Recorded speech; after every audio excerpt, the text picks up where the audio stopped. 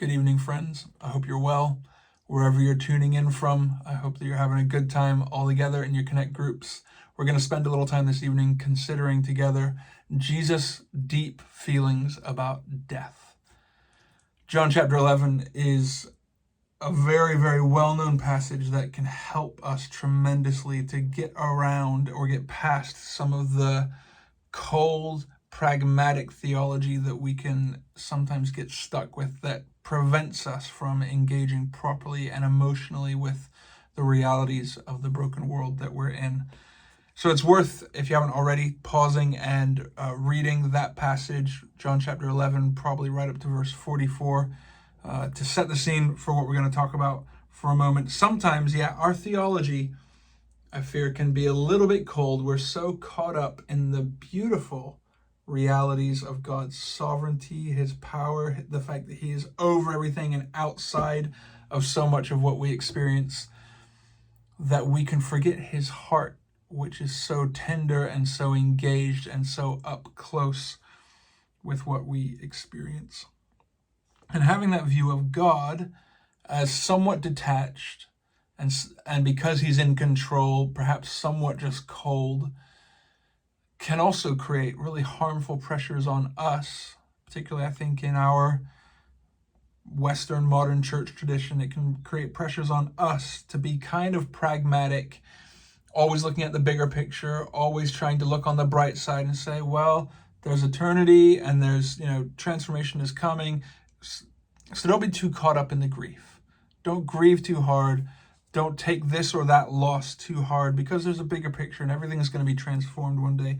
And while that's true, we often miss the opportunity to rightly grieve the death and decay and the brokenness that we live in and that so affects our lives.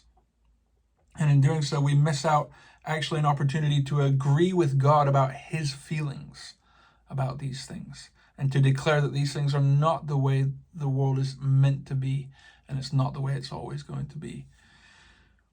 And this passage, John 11, just provides a beautiful antidote to any of those problems that we might have of getting stuck in expressing the things that we need to express. Because here we see Jesus confronted with the death of his dear friend Lazarus. And first of all, we see that he reacts very personally. He's not broad and vague in dealing with the reality of death. We see him engage with death at different times throughout the Gospels, different people who have died. And while he always interacts compassionately and appropriately, it's not all the same. He deals with a young girl who has died, who he raises to life, and it's beautiful and tender and compassionate, but it's not the same as how he interacts with his dear friend who has died. Psalm 116 says that the death of the saints is precious in the sight of the Lord. When something is precious, you care about its unique intricacies. You care about what makes it different from everything else. And it seems that that is how God interacts with the pain and grief of death amongst his people. He cares about the specific circumstances, the specific aches and pains, and crushed hopes and broken longings and all those things that come from the death of his people. He interacts specifically and very personally, not just generally and vaguely or from a distance. And in this passage, we get really mapped out for us a number of his responses, the things that come from deep inside of him. First, we see twice that he's deeply moved. The original wording that's been translated as deeply moved is something like snorted with anger. It's not just not only sad and compassionate feelings, but also frustrated, indignant feelings that want to react, that want to do something, that want to respond decisively.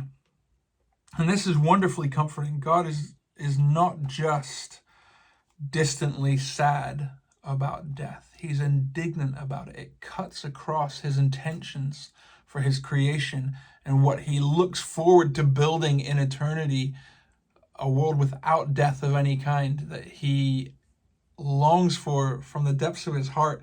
And when he sees that being undermined in his creation, there's something that wells up with him that's deeply moved, that's indignant, that's frustrated, that wants to react, that snorts with anger at the broken reality of death as we encounter it now. And he's troubled. It says troubled seems to mean, from the Greek that it's translated from, kind of stirred up like waters in a storm. That is, things from deep down in the depths are brought to the surface, and things are not calm, are not at ease, but things are kind of off kilter in some way. And that's quite a hard thing for us to get our heads around, the idea that the King of the universe could be troubled, could be stirred up and disturbed in a way like that. But it seems that is the genuine feeling that comes from the heart of God and from the heart of Jesus Christ, is that when he encounters his loved ones going through the pain and agony and grief of death, he has a sense in himself of things being off kilter somehow and disturbed and not at ease as they ought to be. And Jesus wept. Now, all of that reacting seems very much to be reacting to the reality of Lazarus' death, but it's also woven, if you read the story, it's woven in with the pain of all the other people that he's speaking to, and all that they're experiencing, and all the grief and damage that the death of Lazarus is doing to them. He's so in tune with the heartache and pain and grief and frustration and sadness that comes for everybody who's in proximity to the death of somebody precious. He feels it all. He's entering into the pain that they all experience. Now, I just think it's fascinating that he knows exactly what's coming. He has acted in a way up until this point that he obviously has intentions for what he's going to do here. In a moment, he prays out loud, intentionally, so that the others will hear. He's excited for the opportunity to display his glory. None of that prevents him from entering into the reality of the pain that he's confronted with. None of that prevents him from grieving appropriately. Prevents him from really feeling his frustration at the fact that this is not ultimately how things are intended to be.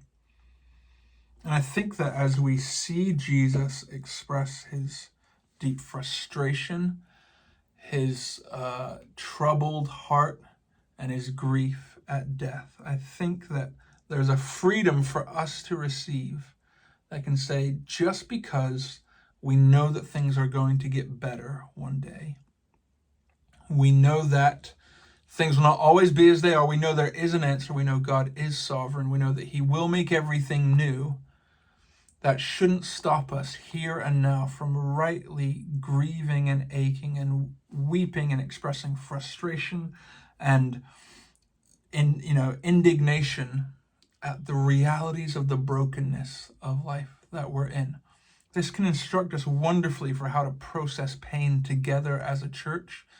We don't want to be a group of people who respond to pain with simple, even true, but theological facts that are distant and removed.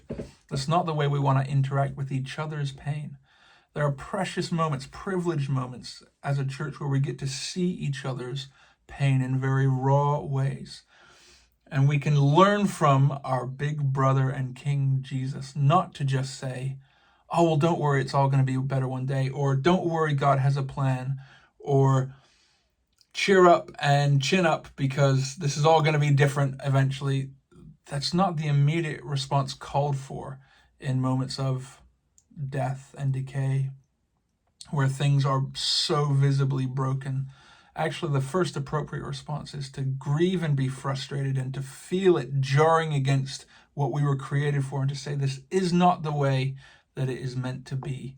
We were made for something different, and this flies in the face of all that God is and all that he has designed us for and all that he longs for us. And together we are frustrated and hurt and offended and heartbroken.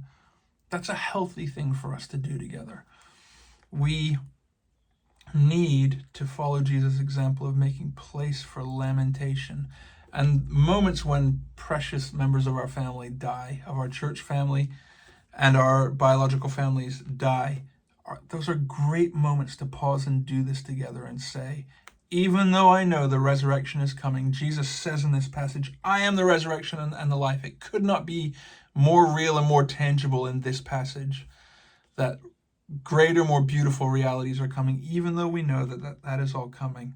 It's right for us to pause and feel the brokenness together. Jesus leads us in this. He demonstrates his own heart in it, and we want to join in with him. Jesus hates death, even temporary death. It opposes who he is and his plans for us and for eternity, and we can join him in that and know that we are following in good footsteps when we feel the brokenness of the world and grieve it. I hope that gives you some things to chew over. Bless you all, and I'll see you Sunday. Take care.